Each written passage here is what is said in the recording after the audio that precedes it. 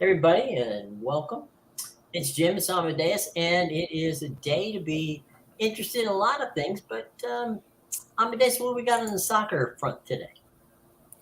Yeah, so for soccer, we have just a few Champions League qualifiers finishing up before they get ready to do the draw for the group stage soon. Once we find out who finishes this, we got one match in the Copa Libertadores and one in the Copa Sudamericana for later, and then there's a giant slate of Carabao Cup matches in England, and other than that, there is not much going on in these other leagues. So, kind of one more day to wait before Wednesday's usually our big day for soccer, and so we'll see how that work pans out for us. Explain, if you will, what the Caribou Cup is. Yeah, so most leagues tend to have two cups. There's a league cup and the countries cup normally. Serie A is one that they I believe they used to have two. They used to have the Tim Cup and the Coppa Italia, but they got rid of the Tim Cup over the last few years, and now it's just the one cup. But yeah, so the Carabao Cup is, or also known as the EFL Cup, is basically the one of the cup matches in England. The FA Cup would be the other one, and yeah, basically, like France, for example, they have their Coupe de la Ligue and they have their Coupe de France. So yeah, one's just normally a league cup and the other one is a cup of the country. But yeah, this one is the Carabao Cup. That one usually gets done before the FA Cup starts. The Mhm. FA Cup is later in the year, and even the finals will be done long before the FA Cup finals. As we know, the FA Cup's usually at the end of the season. So yeah, this is just we're in the second round. So how it normally works is I believe it's the top eight who finished in the top eight of the Premier League. They get dropped directly into the round of 16, and the rest of the teams have to go into the draw. And yeah, so we have this is the second round today, and we're starting to see some Premier Leagues or some Premier League teams playing these matches. Now we got Swansea and Bournemouth is one. And, Swansea will be the home team for that one. There's Fulham and Tottenham, which is an all Premier League matchup. That's actually the only one on the board that is an all Premier League match up. And then we have Luton Town, who's obviously newly promoted side in the Premier League. They'll be at home to Gillingham. Brentford is on the road with Newport County. Crystal Palace is on the road against Plymouth. The Wolves are at home to Blackpool. That's actually one I do like, the Wolves by 2 goals there. Blackpool plays in the English League One. They were actually relegated from the Championship last year. So definitely not playing in the best form, and the Wolves will have some confidence coming off of their 1-0 away win at Everton over the weekend in the Premier League. They scored their second goal of the season, but they got their first points, and it was a win. So they'll have some confidence, and even if they rotate their squad here being at home, they have a lot more talent and depth than a team like Blackpool, who just got relegated from the Championship. So definitely that's one to watch. Everyone loves Ryan Reynolds. Wrexham is playing They're at home to Bradford, so they're a short favorite at -110. And yeah, that's about all of the ones for today. Tomorrow there are just a few, not as many as today, but Chelsea is at home to AFC Wimbledon and Nottingham Forest and Burnley. Nottingham Forest is at home to Burnley, so another one that's an all Premier League matchup. And then Sheffield United's at home to Lincoln City, and then Doncaster at home to Everton. So actually, quite a bit of Premier League teams going tomorrow as well. Well, it's a couple of big stories the last 24 hours. One of them I thought was interesting, and that was that the Saudi League is trying to work a way to get into the Champions League. And it's difficult because the Saudis are, basically considered Asia. So they're trying to figure out how to get into, considered Europe so they can get into the cup. I would normally say under circumstances, well, good luck with that. But then again, when you've got the money that they've got, there is probably ways to work. And not that I'm saying that FIFA in any way, shape, or form could be, coerced into doing something, but it seems as though they're trying to find a way. And I have a strange feeling they might just be able to do that. Yeah, I think with the money they have and the we know how much of a saint the organization of FIFA can be. So yeah, I'm sure that they'll definitely kibosh that one. But yeah, no, that it could happen, and I see where they're coming from, just because obviously we had Kareem Benzema go there. The Lens star Luis Openda went over there. Riyad Mahrez from Man City signed with a team in the Saudi Pro League. Even Neymar went over there. So there's all these big name talents who are used to playing in European Champions League. So I can absolutely see why they want to do that, and it would help them probably grow their league from that standpoint, because obviously they have the money to attract these big players.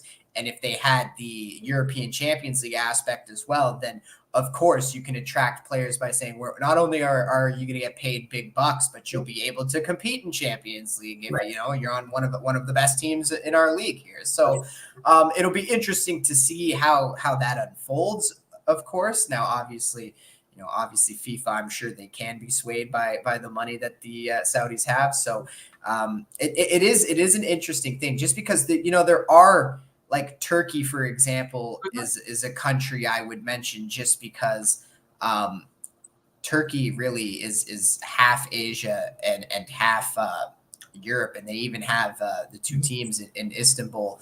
They call it the Intercontinental Derby, because it's two separate sides of Istanbul, but one's the side in Europe and the other is the side in Asia. So, and Turkey is a team, the Turkish league, the Super League, is considered in Europe. Turkey's obviously a country in Europe, and their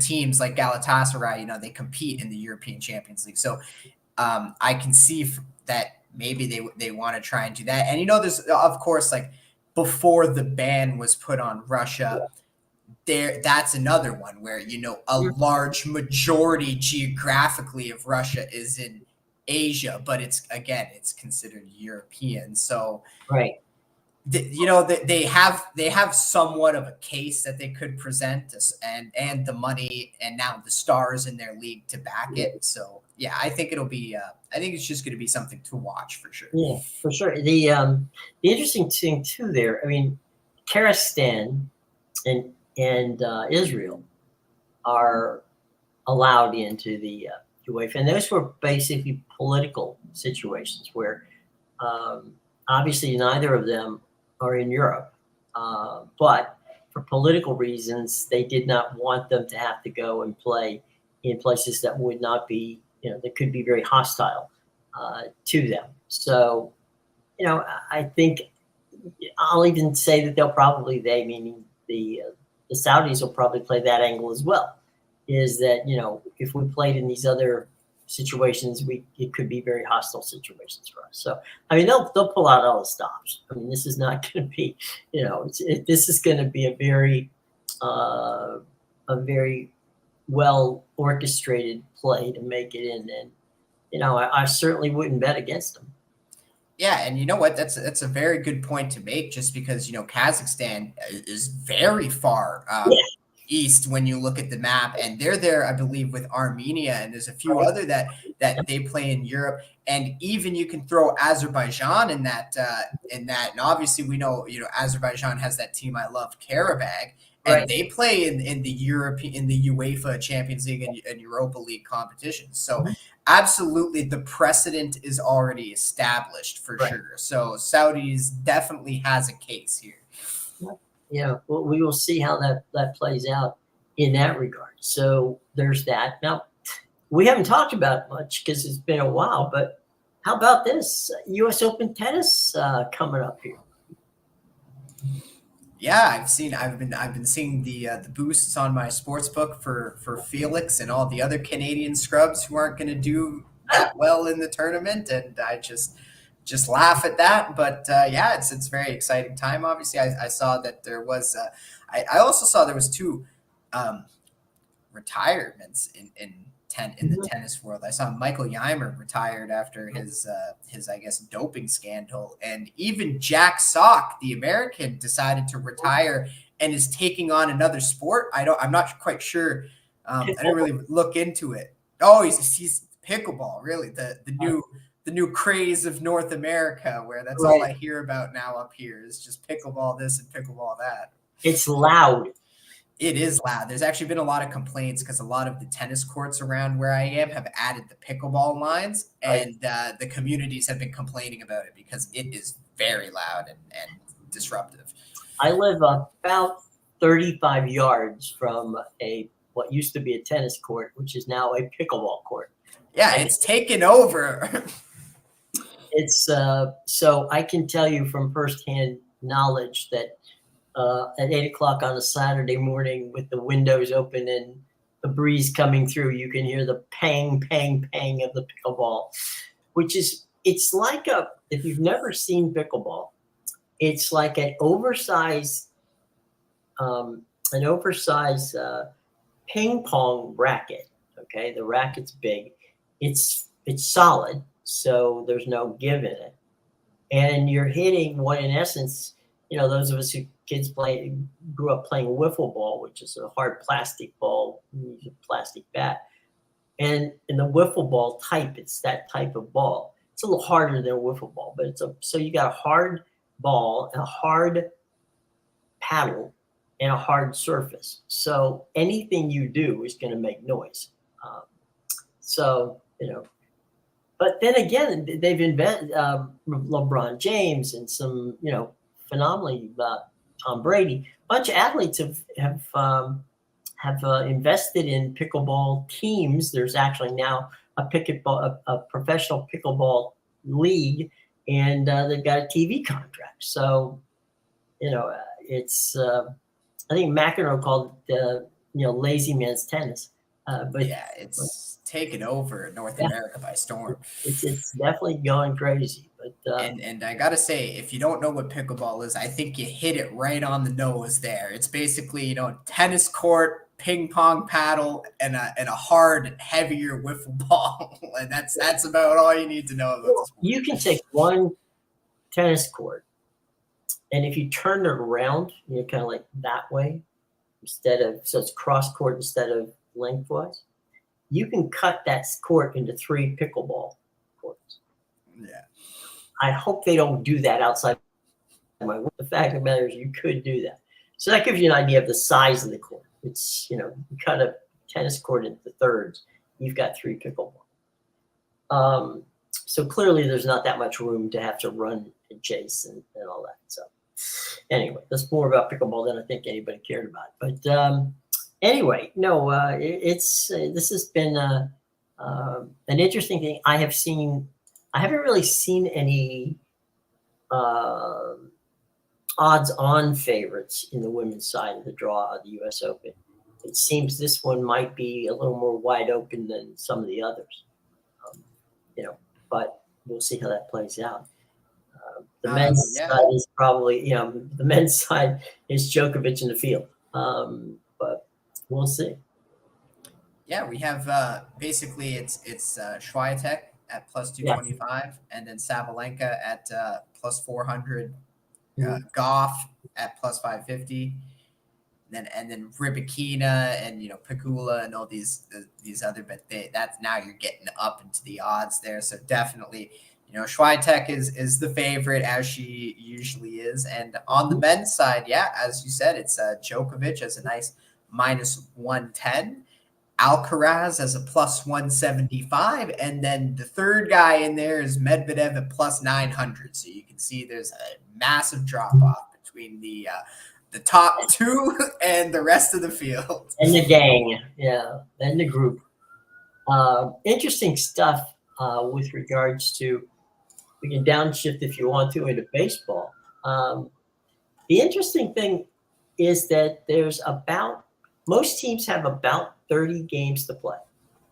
We've come to that point in time on here, the 29th day of August, where the season ends in basically a month and a day. And so it's going to be a sprint to the finish in Major League Baseball. And I, for one, am excited to see how these things play out, because we went over it yesterday. There's just so much that can be, in so many places and so many things that can be done to get you to that point. So should be fun. Should be a fun a fun 30 days. Yeah, it's going to be a wild race to the finish, especially when, a week ago we were talking about maybe the Mariners can slip into the final wild card spot and kick the Blue Jays out. Now we're talking about the Mariners winning the division and the Blue Jays are just nowhere in the conversation. So absolutely, it's going to be a sprint to the finish line. It's going to be. I imagine from your standpoint, this is one of those things where you really kind of, this is the time of year that you really earn your spurs in that regard, because you really just have to hone in on what is going on. Because I mean, at this point in the season, guys have been beaten around a little bit. I mean, you've got some kids who started the season, pitching wise, who have never been this far in their career as far as innings pitched. So there's so many additional things to take into account. And then, we see, like you just mentioned, the Mariners. The Mariners were on a 9-1 run. And, teams that go on runs at this time of the season, usually when they head it, or you don't want to even see them, let alone play them. Yeah, and they're all of a sudden, their offense is clicking, their pitching is clicking, everything is just clicking for them. And then you look at like a team like the Rangers, who have led basically the AL West the whole time, and now I believe you mentioned they were 1-9 the last 10 games, and yeah, even if they lose out on the division and keep their wild card spot, obviously, because they've been on such great pace all year, they're still going to be sitting there like as a cold team going into the playoffs. And you have to wonder, do they just fizzle out in the first round, or do they continue to stay hot? Obviously, we saw the Phillies were that team last year that gained a lot of steam as they were going into the playoffs, and sure enough, it carried them all the way to the World Series. And we had those other teams that they were good consistent teams all year, but they weren't hot necessarily going into the playoffs, and they just fizzled right out. It's I was just quickly checking the schedule, and September 14th, you've got on Thursday, September 14th, Friday, September 15th, 16th of September, and 17th of September, a 4-game series at Camden Yard between the Rays and the Orioles. That will be let's assume for the moment that they stay games or 3 games of each other. That 4-game series at Camden Yard is going to be really, really important. And then I'm trying to see where they go. They don't play each other again. That's it. Yeah. So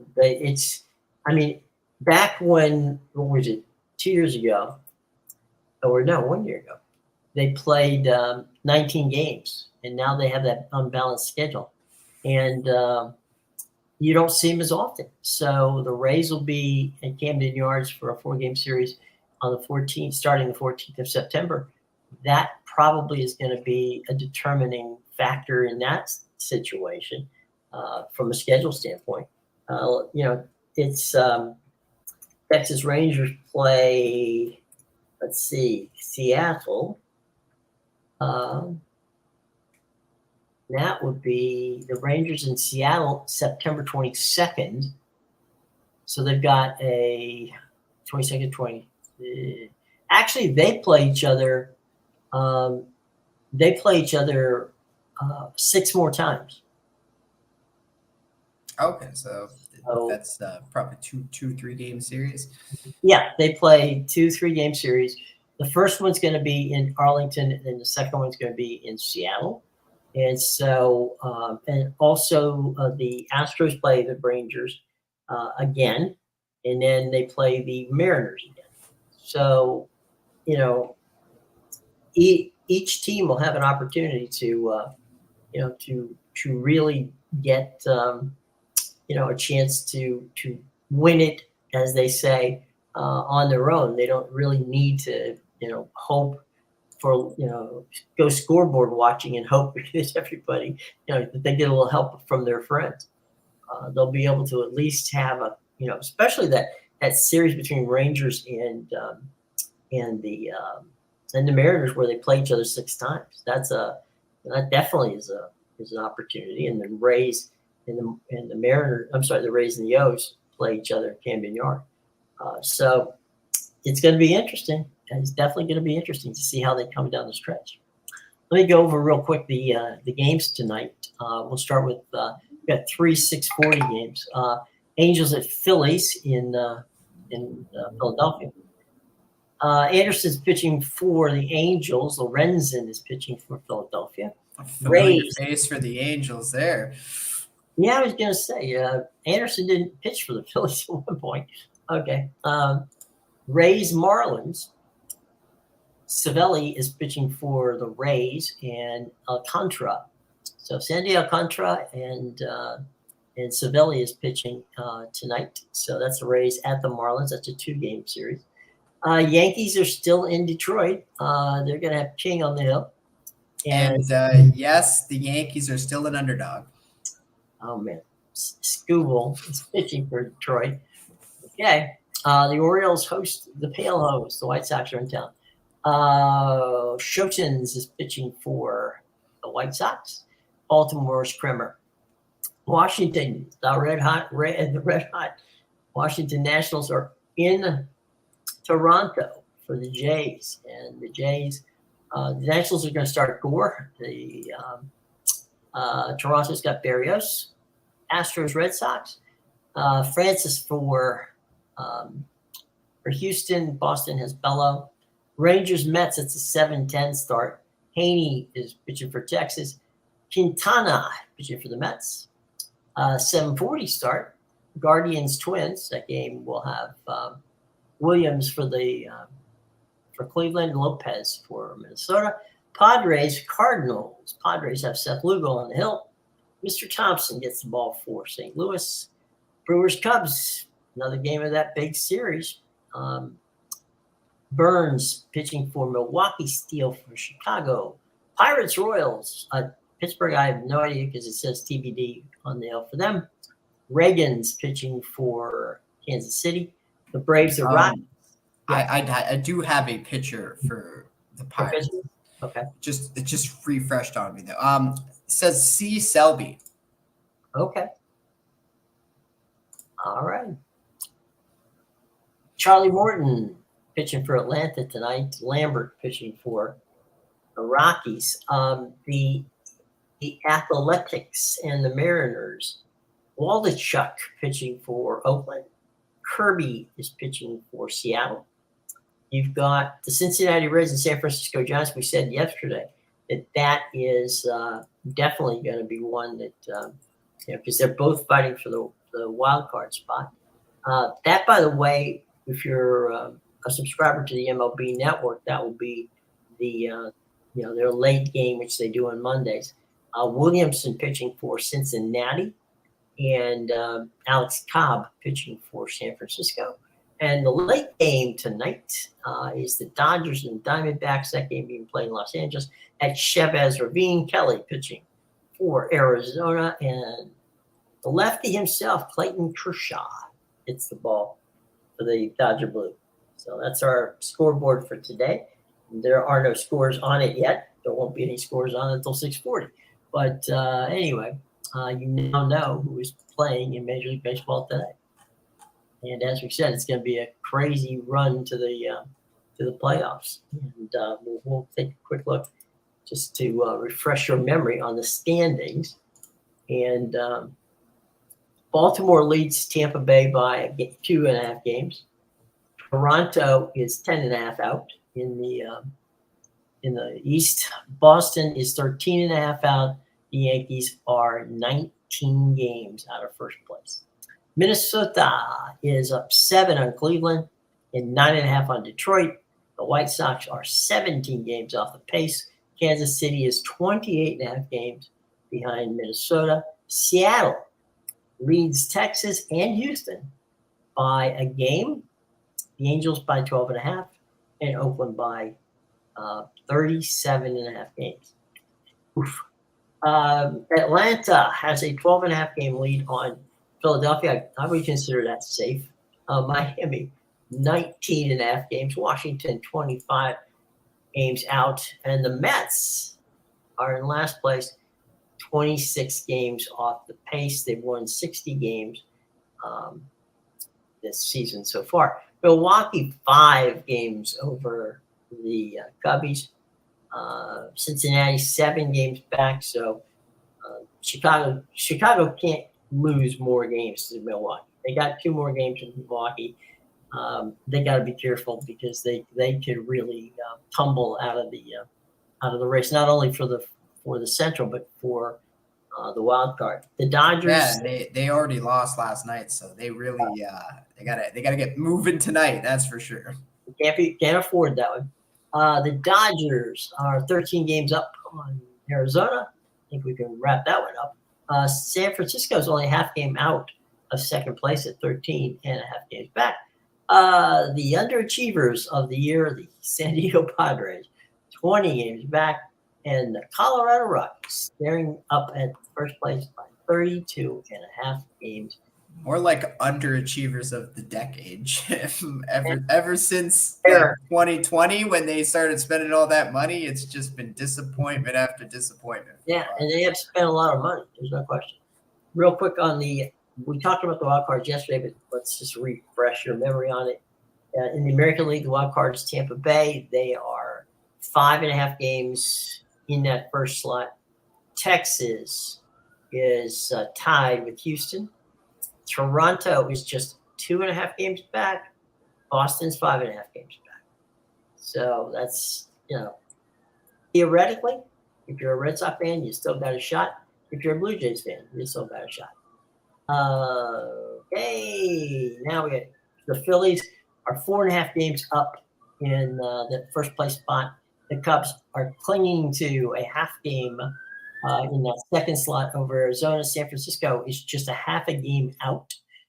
Cincinnati's a 1.5 games out. Miami's only 2.5 games out. So you can throw a beach blanket over 6 teams there, and that definitely bodes well for one heck of a series of events coming up here as the baseball season winds to a close.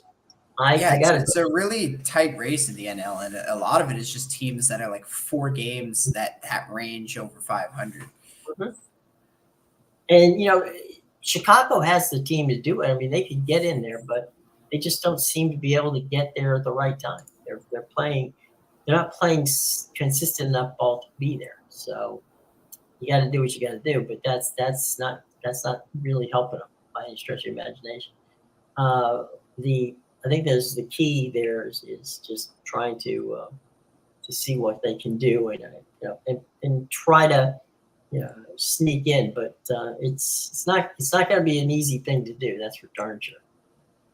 They're playing well, but they're not playing that well at this point in time. They got to get their act together because they're playing the games in Chicago. So when we're talking Milwaukee here, it's not like they're in the friendly confines, which at this particular point in time do not seem as friendly as they could be in that realm. So and as you said, with like the inconsistencies, like last series they won 2 out of 3 against the Pirates. They scored 10 runs in 2 of those games, but you lose that other game, right? And then there was a series before that were the same thing. They won the series against the Tigers, but like those are series you need to sweep at this time of the year. Now, you bring up a very good point, and that is winning series are good. Okay, that's not a bad thing, but you have to get on what Seattle just did. You have to knock out a 9-1, and go maybe 15-13 or 15-11 or something like that. You're gonna have to play 600 plus ball the rest of the way if you're gonna catch, and you gotta hope that the other teams don't play and match it. If you look at what has happened, we plotted it out. The Orioles and the Rays, okay? The Orioles and the Rays have been in first and second place since the third game of the season. Neither of them have been out of, the Orioles have never been lower than second place. The Rays have never been lower than second place. The actual difference is 5 games. That's it. 5 games over the entire season thus far that the Orioles won when the Rays lost. Put them up now 2.5 games. So that just goes to show you how, close things can be over the course of a 161 game season, and how important a particular series might be. And so I think that if you're a playoff team, a potential playoff team, you want to start. This is then the time you want to start getting things going. And as I say, from your standpoint as a handicapper, you're looking at pitching matchups, I would assume, and looking at guys and say, okay, this guy is, how many he's in his first season in the bigs, or what was his best year as far as innings wise. I mean, you got a guy like Zach Eflin or somebody like that. I mean, they've thrown 200 innings forever. I mean, their arm could fall off from a standpoint of they can always pitch. But then you've got some of these kids that have just come up. They've never pitched this far. Are they capable of going to the end of September and getting their team across the finish line? And I think that I don't know. I know that handicappers pay attention to it. I don't know necessarily the baseball fans pay attention to that. And also, how taxed has the bullpen been? How many of these starters have gone more than 5 or 6 innings? If you've got a bullpen that's logged a ton of innings, then that's going to be a problem on the backside there too. Yeah, definitely. You see it a lot around this time of year, just because there's guys out there that have been, killing it in the months of June and July. Like Taijuan Walker is a great example. He was a guy, he wasn't giving up anything. It was like at most 1 or 2 runs for 2 straight months. Now, as soon as we've hit August, he's still pitching well, but you're starting to give up more runs now. Now it's more like 3 and 4 runs a game. And these are things you have to definitely watch going into the playoffs. Because as you said, he's got a whole season on his arm now. He's been so good for so long. Like there's going to be a point when he unravels. And when he does finally unravel, it's going to be about, does he have the mental game to bounce back and get back on that good pitching streak he was earlier in the season? Or is it going to be one of those things where we see guys just unravel and they can't get it back together? Like I believe Zach Wheeler was a guy last year. Yeah. As far as the Phillies went, he was great at the beginning of the season. As they got deeper into the playoffs, he was a guy. Nola was carrying the team, and Wheeler was just unraveling in those playoff games. Right, and you've got a situation where with some of these guys that you just like Wheeler, these pros. Justin Verlander the other night threw, a really good game for the Astros, and he didn't strike out a lot of people because he was smart enough to know, because he is a veteran pitcher and won the Cy Young twice. Smart enough to know I can hit bats. Okay. If I can make them hit my pitch as opposed to them hitting their pitch, I I don't care if they hit the ball to shortstop. I don't care if they fly the ball out. Who cares? Okay. I'm getting them out. I'm not pitching 100 and, I'm not going into the hundreds in my pitch count. I'll just let them hit the ball as long as they hit my pitch.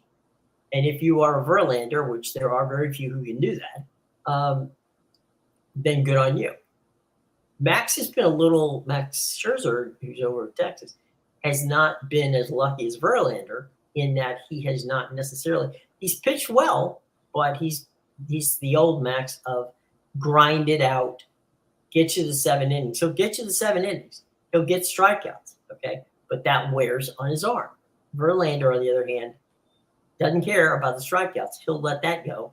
But his goal is to try to get you to hit his pitch. And I think therein is the difference between two veterans and how they're getting there. Max will get the Rangers to the finish line, okay? Verlander will get Houston to the finish line, whether it's in the playoffs, as a playoff team or as a division title champion, okay? It's what's Verlander got and what's Scherzer got on their arm left once they get into the playoffs that concerns. And that's what happened 2 years in a row for Max when the Dodgers got in the playoffs and he was pitching for them. After about the first start, he had pretty much a dead arm the rest of those through those series. So it's you just have to watch. Even guys like on the upper echelon of the game, like Verlander and Scherzer, the approaches that they take to get to where they are is sometimes very interesting. Yeah, definitely. And obviously, that's an issue that Max has dealt with the past few years. Hasn't really done much to fix that going into the playoffs, because obviously, like you said, he's still that strikeout kind of guy. But it helps Verlander in the long run. And obviously, we saw the Houston Astros win the World Series last year, and they've been so successful as a team in general over the last few years. So definitely, I think that speaks volumes in itself. Yeah, and we'll see how.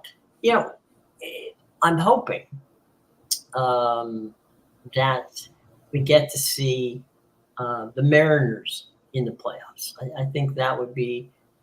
I think that would be great. I know they've tried, year after year to get there, and they haven't had a great deal of success. But for them to win the division or to get into the playoffs and go deep into the playoffs, it's a great fan base in Seattle. They love to play. They love their team, and I would like to see the Mariners get there. What are your thoughts? I know you're on the Mariners. You like the Mariners. Do you think whether they win or not, the actual division is doesn't really it matters, but getting into the playoffs and being the hot team, they've been the hot team recently. What do you think? Do you think they can keep up that pace? Yeah, definitely. Yeah, especially since we've harped a lot on how it's the hot team that makes these deep runs late in the season. So and it's the Mariners are a team I've loved all year. Really, I said they would, if they can just come out of the All-Star break hot, get on a roll, they can do wonders. And sure enough, they've been nothing but hot since the All-Star break. They've shot themselves up into a position where they can win the division now.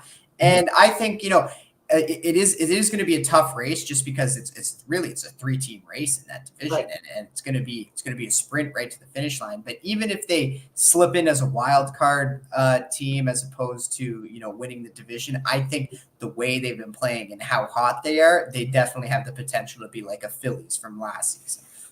I think I think your point there is very good. Is that the Phillies of last year? These are you want to beat them because they're dangerous and they're playing with house money.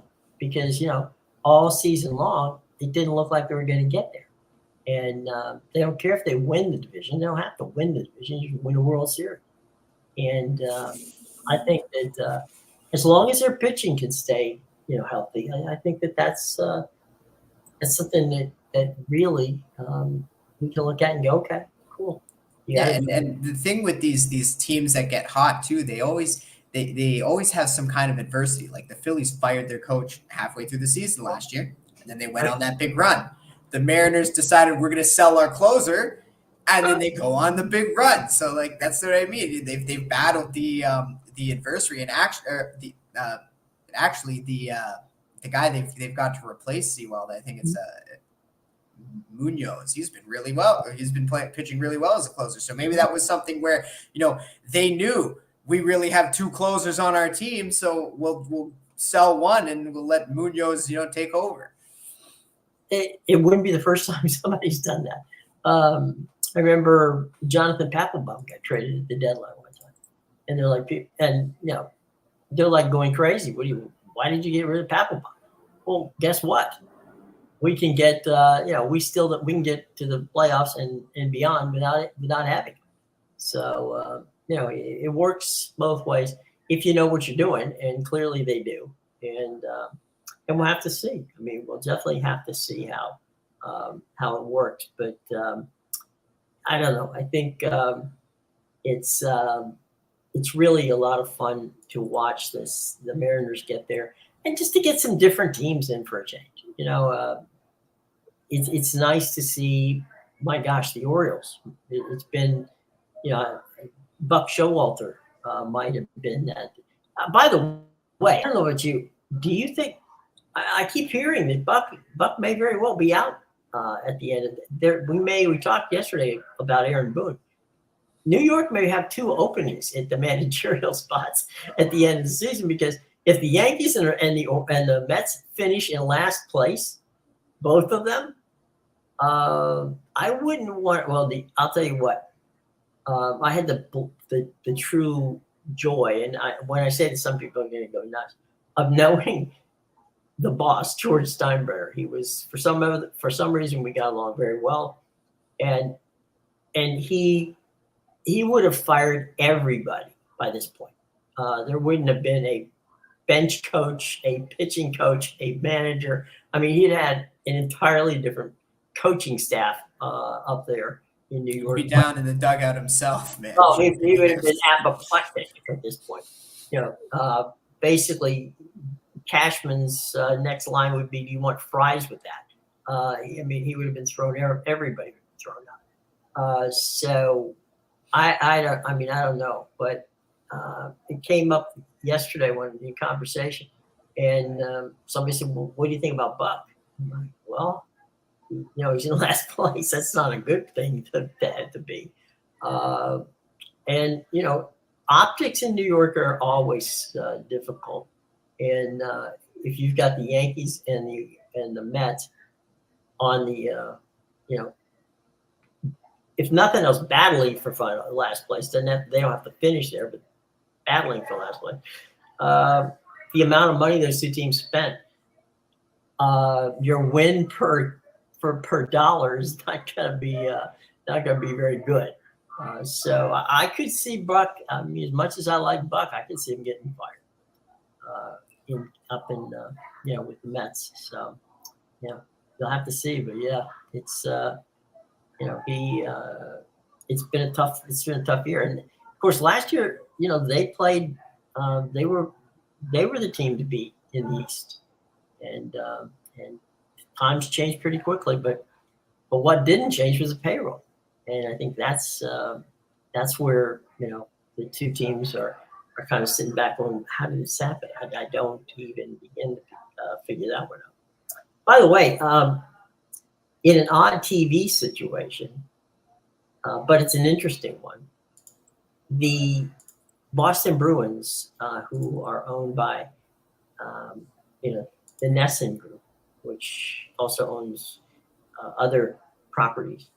And their own broadcasting. Network, yes. Own the Pittsburgh Penguins.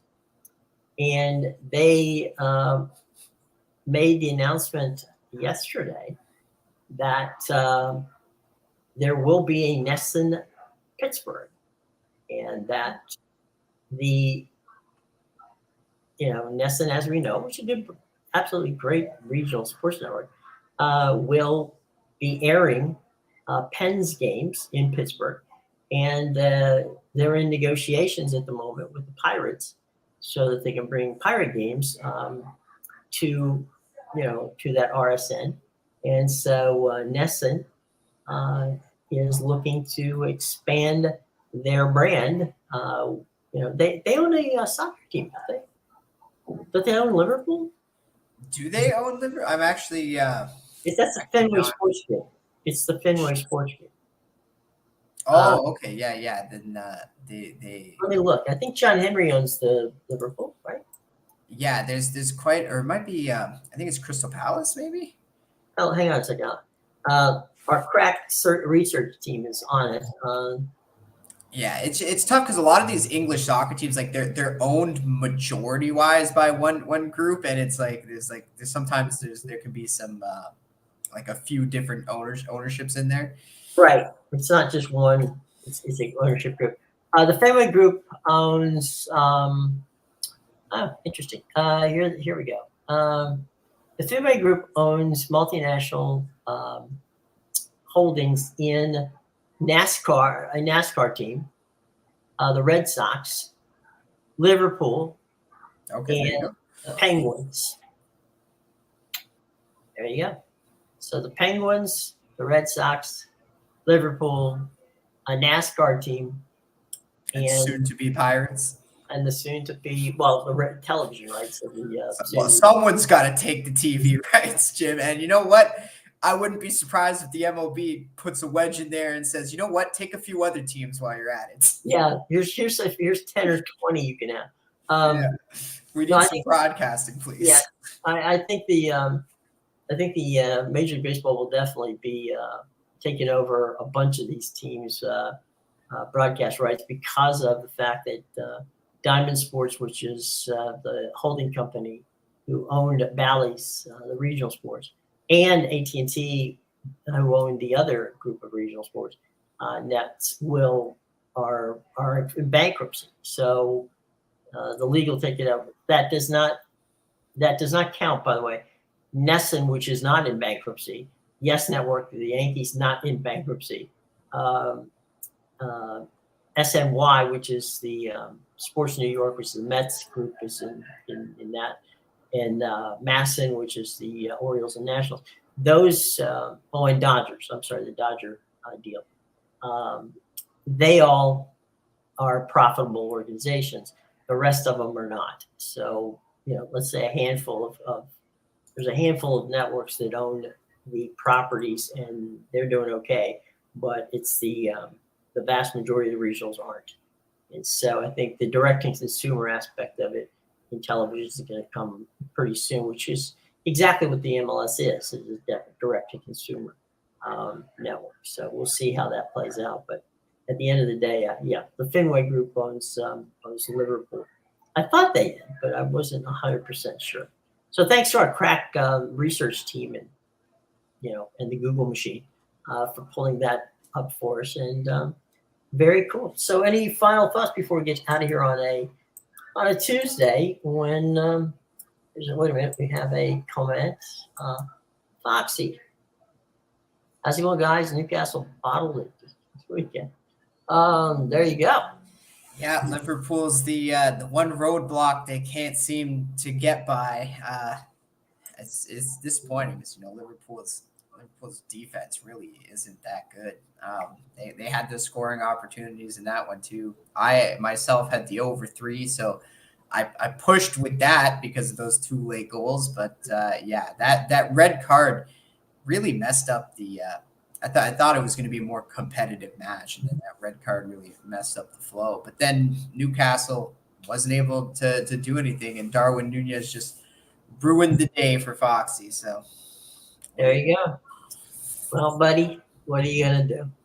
All right, well, Amadeus's work is directly in the show box below. Be sure to go there and visit. You, sir, give us your plugs for the day so people know where to get. There's still some time to get in there and take advantage of your fine work.